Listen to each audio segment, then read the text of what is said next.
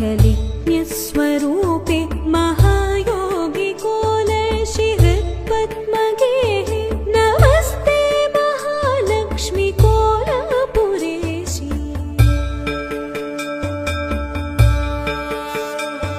नमः शङ्खचक्राभयाभीष्टहस्ते नमः त्र्यम्बके गौरि पद्मासनस्ते नमः स्वर्णवर्णे प्रसन्ने शरण्ये नमस्ते महालक्ष्मी कोलापुरेशि।